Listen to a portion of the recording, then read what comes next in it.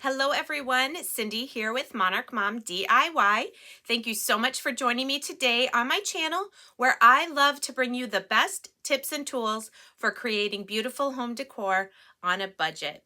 Today I am here with 7 projects for you. Some of them are spring themed, some of them are non-seasonal, and they range from very, very easy to just a little bit more complicated. So with all that being said, let's get crafting. Our first project for today are these hanging planters using these bamboo rings from Dollar Tree, some circles, some little terracotta pots, and some wood beads.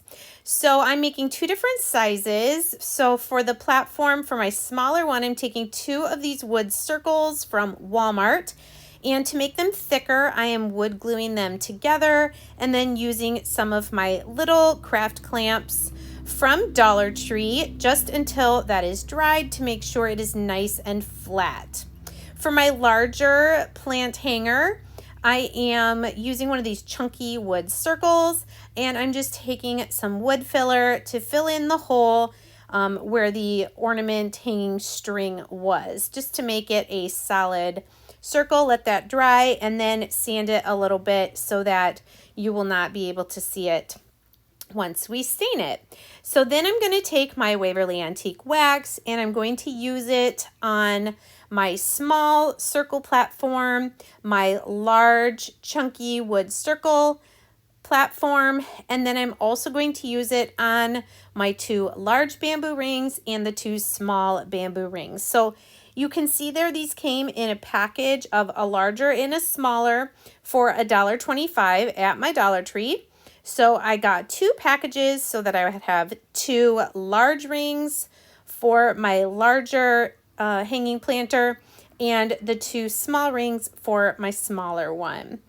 As always with the antique wax, we're just brushing it on and then with a paper towel, wiping away the excess, and then we will let those all dry completely to be that beautiful dark stained wood color.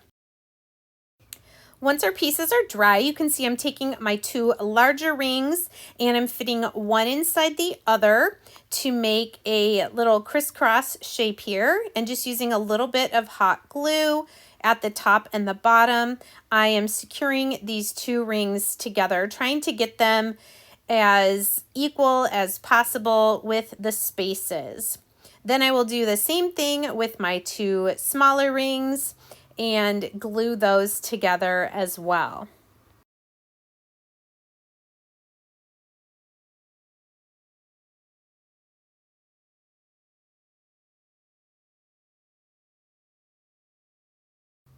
I decided to make some little tassels hanging from the bottom of my hangers. So here I am taking apart a Dollar Tree mop head and I'm unraveling or unwinding the individual pieces. Each piece is made of 4 smaller pieces, and I like how they have this like wavy look when you take them apart. So now I'm just lining a bunch of them up. I think I used maybe 8 pieces and then going through crisscross at the bottom of my larger plant or hanging planter. I'm going to then tie them so that it'll be a tassel, and you want to do this before you glue your platform in, just so that it's easier to maneuver. Then once you have it tied on, you can trim it to whatever length you want.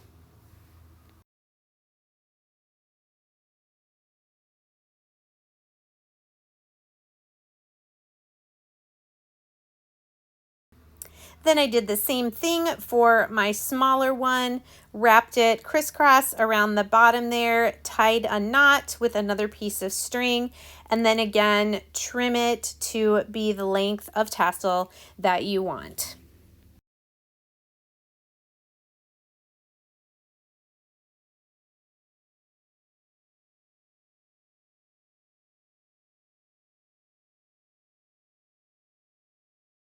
The next step in this project is going to be to glue our little platform in the bottom of the bamboo rings. So trying to get it as flat as possible, I'm going to mark where the circle touches one of the rings on two sides and put a little bit of hot glue there. It doesn't quite sit on the other ring, but with this small one, there's a small enough gap that I do also put some hot glue in there as well. Just try to get it as centered as possible, and with little bits of glue and then let them dry, you can get your platform to sit flat. And then we'll do the same thing with the larger rings and the chunky wood circle.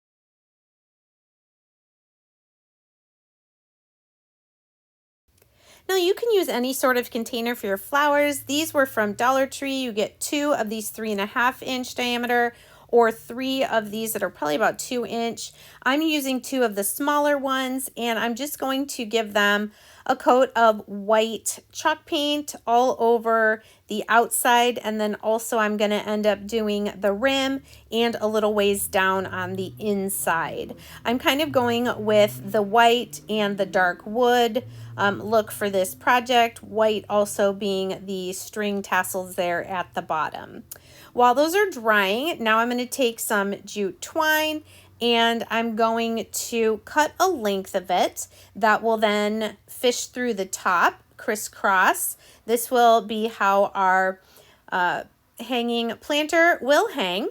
So we'll cut that and then line up the 2 ends, wrap a little bit of tape because I wanted to add just a few of these large wood beads to the top of our planter here. So I'm going to do a natural wood bead, then I'm going to do one of the ones that I just painted white, and then another natural one. I just love how adding these 3 beads to the top really does elevate the look of this project.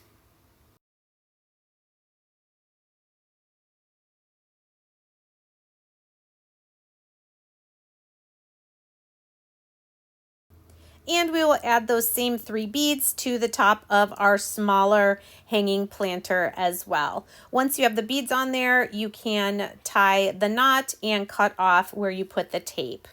Now coming back to our pots, I'm just putting a small piece of floral foam in there, and then we'll put some hot glue and glue a little bit of moss to the top of our floral foam. And then for my project, I'm just going to add 1 artificial succulent to the inside of each of my pots.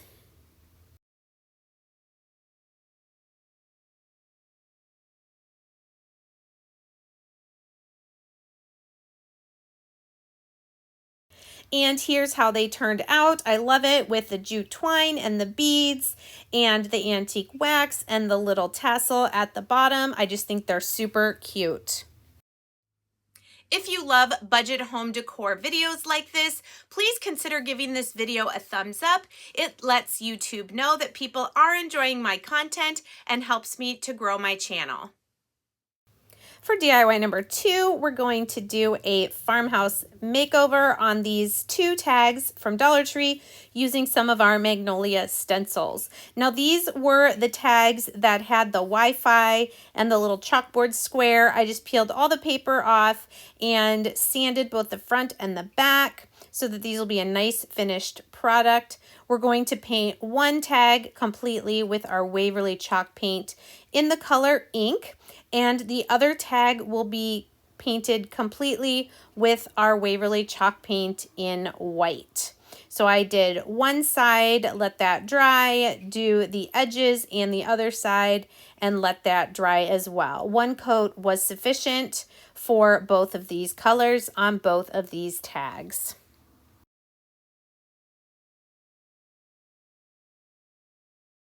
For my black tag, I'm going to use this all over ticking pattern stencil. And I'm first going to fuzz it a few times because I have not used this stencil yet. And we are not stenciling onto fabric, so we want to make sure it's not too sticky that it will peel. And you'll see here when I try to take it off, it's still pretty sticky. But I'm centering this on the tag, and then I'm going to rub out any air bubbles, then use my white chalk paste to stencil this all over ticking pattern on the front side of my black tag.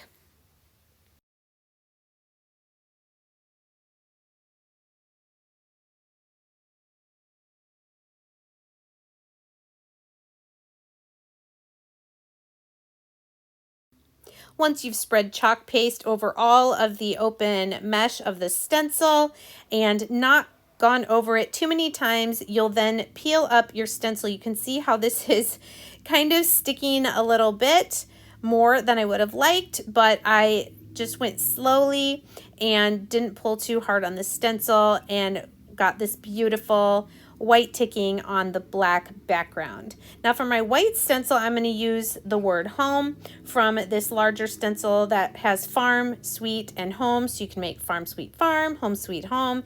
And I'm just going to do the word home going vertically here.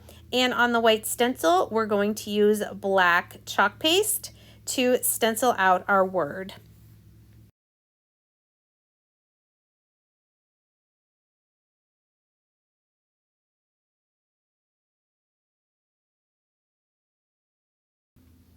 Then the fun part, we get to peel and reveal our beautifully stenciled word on our tag.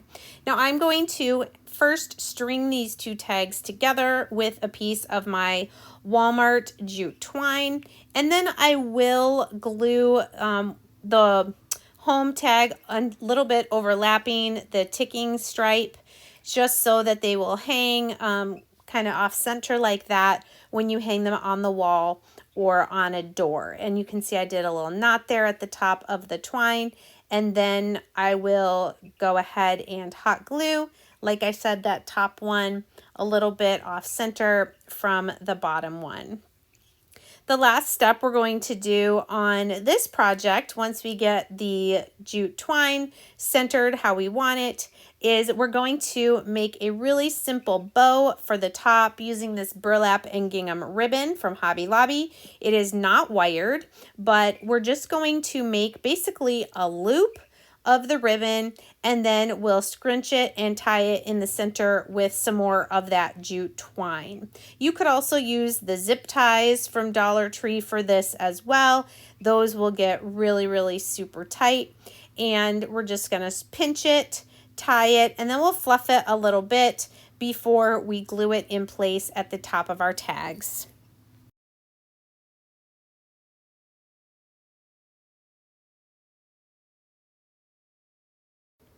And our last little embellishment will be a small black button right at the center of the bow there. And that will be our finished product. And here, I know they're not hanging, but you can kind of get an idea with the home word and the ticking stripe, the burlap and gingham ribbon. If you're stopping by my channel for the first time today, welcome. I'm so glad you're here. I hope you consider sticking around by hitting that subscribe button, and also be sure to hit the bell to set your notifications to all. If you are a returning viewer or subscriber, welcome back. Thank you so much for your continued support of my channel. For DIY number 3, we're going to make some super cute Easter napkin rings. You can use this idea for any season or festivity. I'm using these small wooden clothespins, these wood ornaments, and I'm going to use scrapbook paper. I have this 6x6 pad in some really cute bright spring colors. So I'm going to choose some of my favorite patterns to use for this project. So here you can see I have some stripes and polka dots, pink, green, and I'm going to make 3 bunnies, 3 chicks, and 3 carrots. Putting a layer of Mod Podge on the front, I'm going to then spritz some water on my scrapbook paper and apply that then to the Mod Podge ornament. Now, Dollar Tree has wood shape ornaments for most major seasons and holidays. So you'll see here when I actually put the napkin rings together that they will be changeable because the ornament will be able to be removed from the ring. Here's one of the chicks, same process, just put some Mod Podge, spritz some water on your paper, and apply it down to your wood ornament. So I did this on 9 ornaments, and once they were all done, I did set those aside to dry so I could then work on the napkin rings. Now for our napkin rings, we're going to use actually some plastic shower rings from Dollar Tree. And instead of wrapping them with jute twine this time, I just decided to use some string. It's kind of an off-white color I thought would go with everything and wasn't jute twine. I used jute twine for everything. So here's another idea. You can see when I started, I put some glue in the hole. I do not have the ring latched. So instead of putting the end of the latch in the little space for it, I put some glue, and that's where I started my string. And then you just wrap it around. It does take a little bit of time, but once I had all 9 of them done, I was ready to come back to my wood ornaments and flipping them over on my cutting mat using my fingertip cutting knife. I was able to cut away the extra scrapbook paper from my wood ornaments. Then once we have the excess paper cut off, I do take my small little sander here and go around the edges just to get all of those edges to be nice and flush in case there's any little paper pieces that I missed. Now this is how I'm going to attach my wood ornaments with the cute scrapbook paper on them to the napkin rings. You saw I clipped the little clothespin onto that flatter section of the shower curtain ring that doesn't have the string on it. And we're going to glue the clothespin to the back of the ornament. And then where it's placed, you can just clip it onto the ring, and there you go. There you have your napkin ring. So we're going to do this to all 9 of our little wood ornaments here. And then I'll show you the finished product, how you can use these with some beautiful cloth napkins to be able to decorate your Easter table.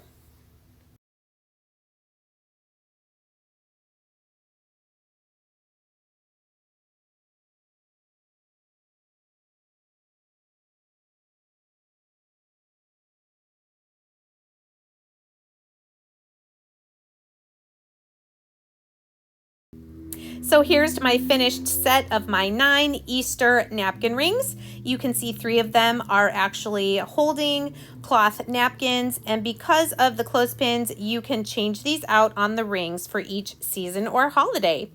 DIY number 4, I'm going to repurpose a box sign from Hobby Lobby that had some like baby sentiment or something on it. I sanded it completely off, and I'm going to use this beautiful stencil from Magnolia. First, I'm going to give the front side of my box that I sanded a coat of our white Waverly chalk paint, and we will let that dry completely. And then I did spray it with a clear matte sealing spray paint. Get all those edges nice and flush, and then I decided to add a little bit of character by taking my elephant chalk paint. It's a dark gray, and I'm going to dry brush some streaks on it, and then take my sander and sand it down to blend it in. If you prefer just to have the solid white or whatever color you prefer, then you can do that. I just wanted to make it have a little bit more character by giving it the textured look. So this stencil from Magnolia says, "Prayer is the key to heaven, but faith unlocks the door."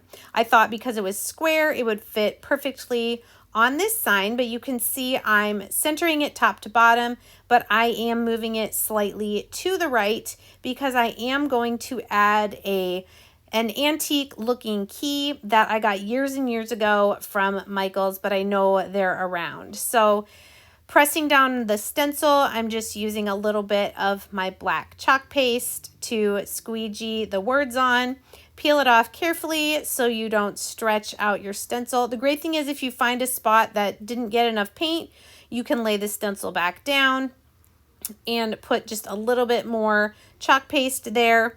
And then for some reason, I think that's just how the stencil was, and I was thinking I was missing a spot, but peel off your stencil and then rinse that in cool water. You can then add an actual key. I thought this was a nice little touch. This is a very simple stenciling project. I probably will go back and paint the back side of the box just to make it more finished for my craft sale. But always look for signs. This sign was on clearance for like $2. Even though I didn't like what it said, just use your sander and you've got the nice surface to use for whatever stencil or sentiment you want it to say.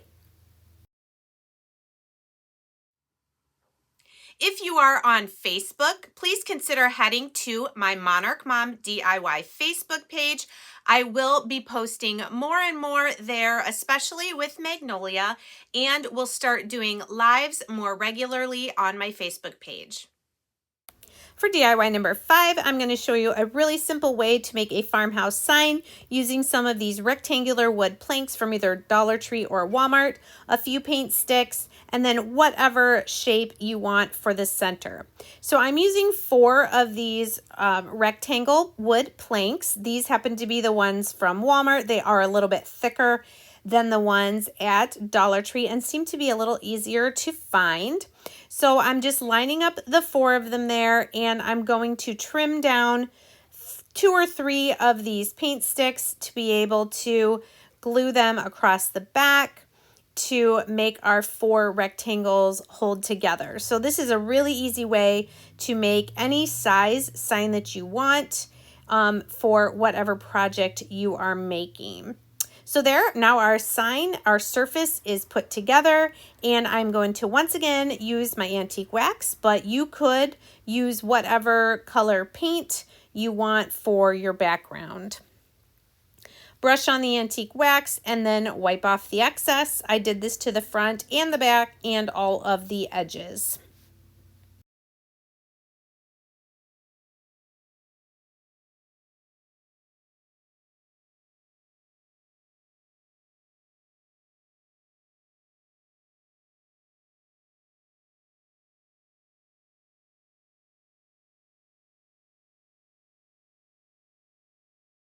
So next we're going to use a roll of contact paper. You can use any, it doesn't have to be the clear contact paper from Dollar Tree, and then any shape that you want. I'm happening to use this wood bunny, but if you don't have that, you can just do a Google search, find the shape that you want, trace it on the back of your contact paper, and then trim it out.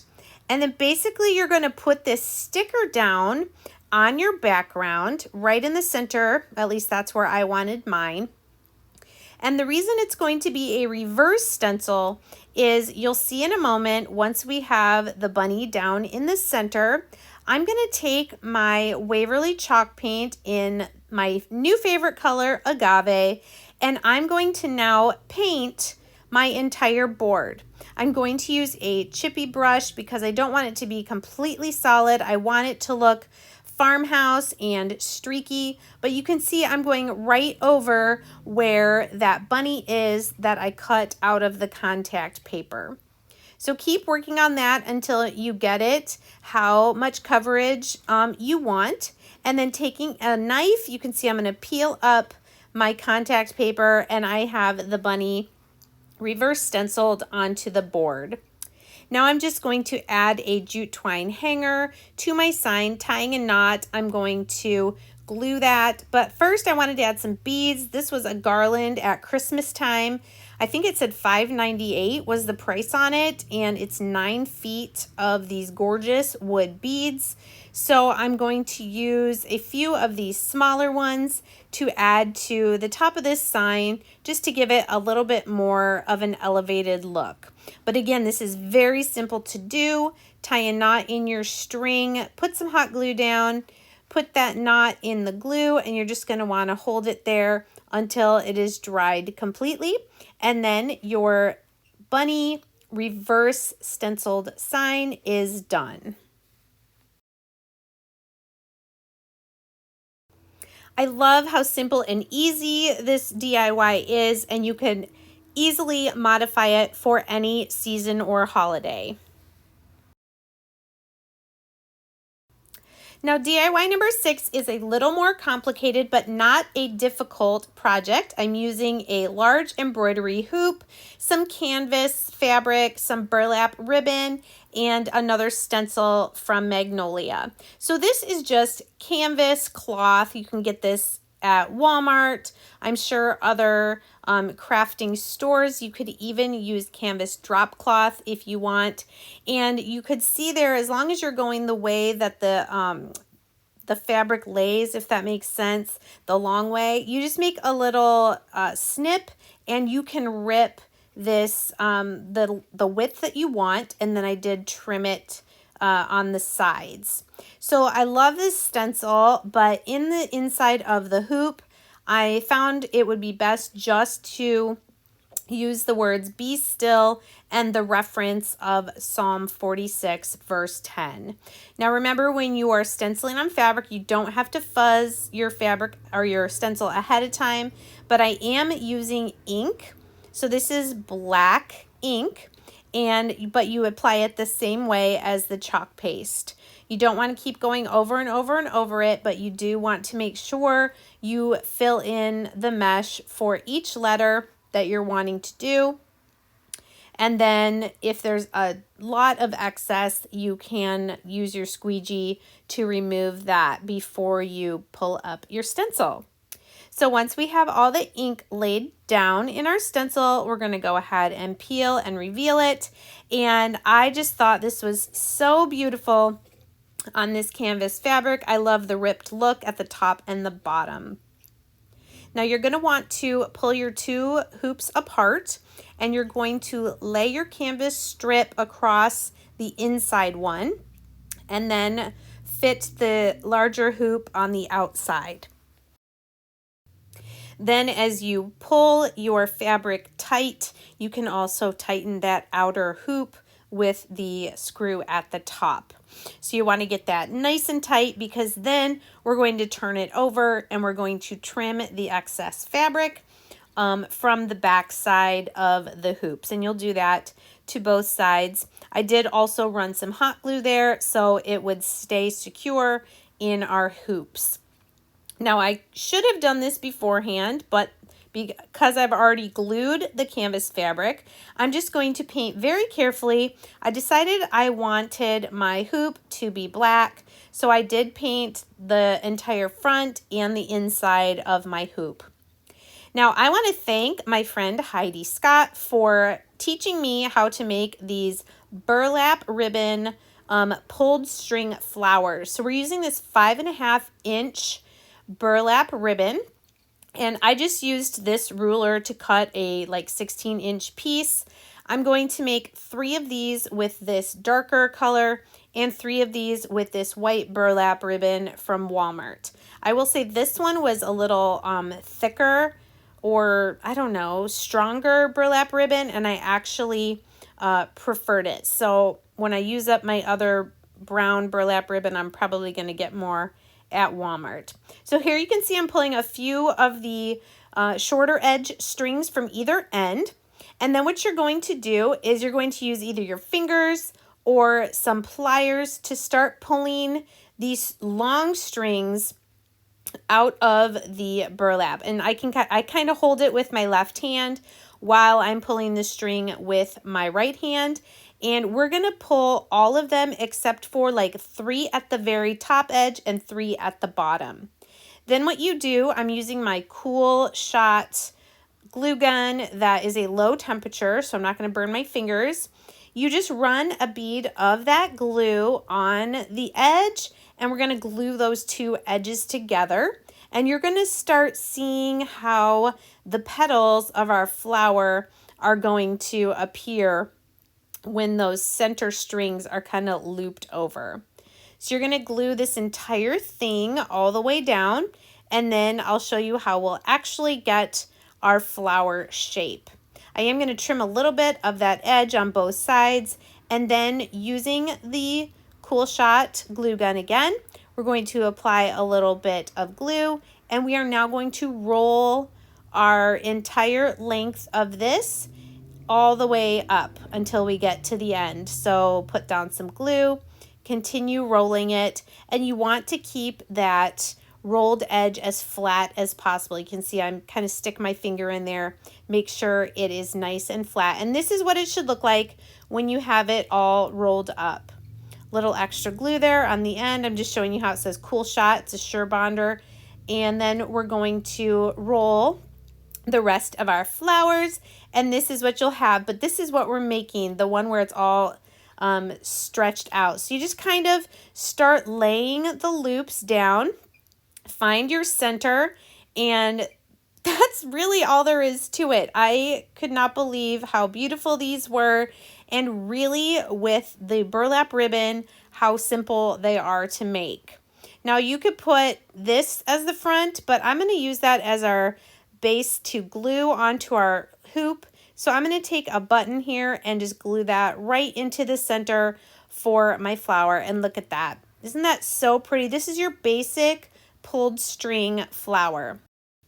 Then once my paint on my hoop was dry and all my flowers were made, then I just used a combination of hot glue and E6000 to glue my flowers on. I decided to just do one of the darker flowers down here at the bottom right corner of my canvas piece, and then I'm going to put the other 5 all along the left side, starting with this white one in the center.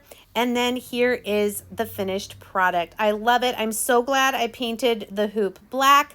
I definitely plan on making more of these and selling them in my craft show.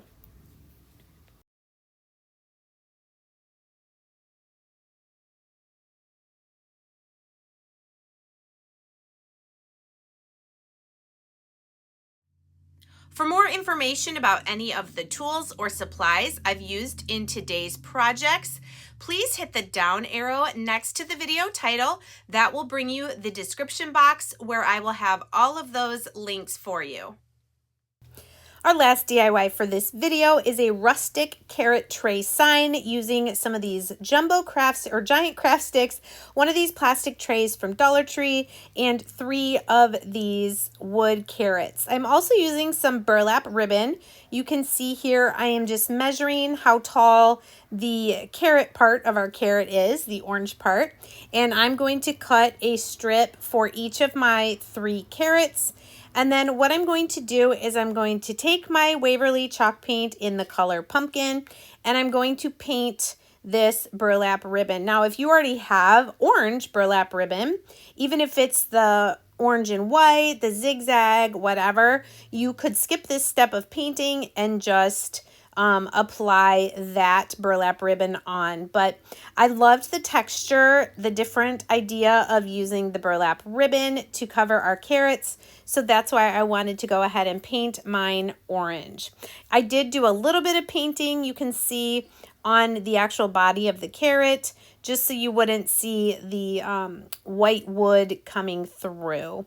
So then using some hot glue, I'm going to apply my orange painted burlap to our carrot, and then flipping it over, just use some scissors to trim the excess from around the edges.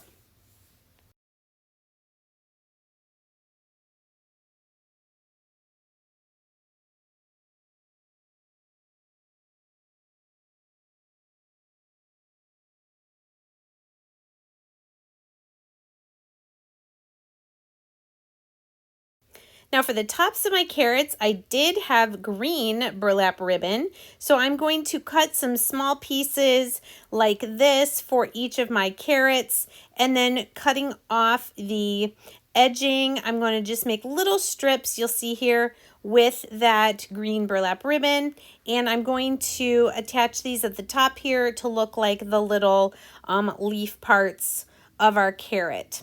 But again, I didn't want that white wood to show through, so I am going to take my green Sharpie paint marker first, and I'm going to just color in the top part of each of my wood ornaments. Then using hot glue again, I'm going to glue about 5 of those little strips to the top of my carrot.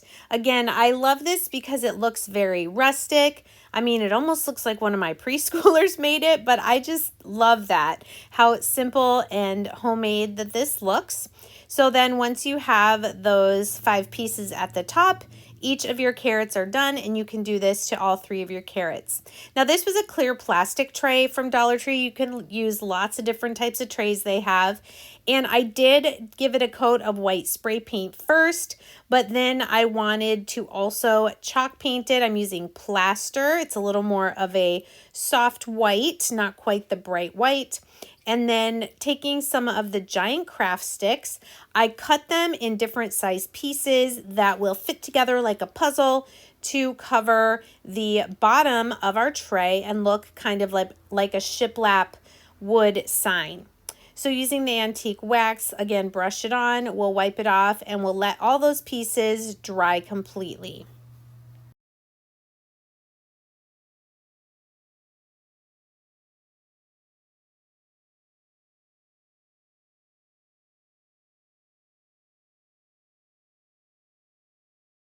Now maybe you're not into the idea of the carrots, but I love this look just with the painted tray and then these giant craft sticks in the bottom to elevate it, give it that wood look. I will also say that after I painted the tray, I did do a clear matte spray on it and then hot glue all of those craft stick pieces in. I decided to add some of my thicker Walmart jute twine around the edges where the craft sticks are meeting up with the tray. And then I am also going to go around that top edge of the tray as well, just to add more of that rustic look. I know some people really like the rustic country look. So again, you can take any part of this project you want and make it your own. Once I had that jute twine on there, I just measured where the center of my tray was and then hot glued all 3 of my little burlap carrots to the bottom of the tray.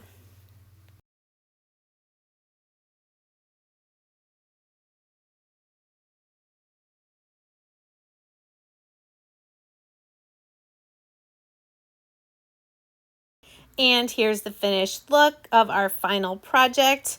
I love how rustic and easy this is to put together. Hope you guys liked it too. Thanks again so much for joining me today. Please let me know in the comments which of these projects was your favorite, and we'll see you next time. Take care.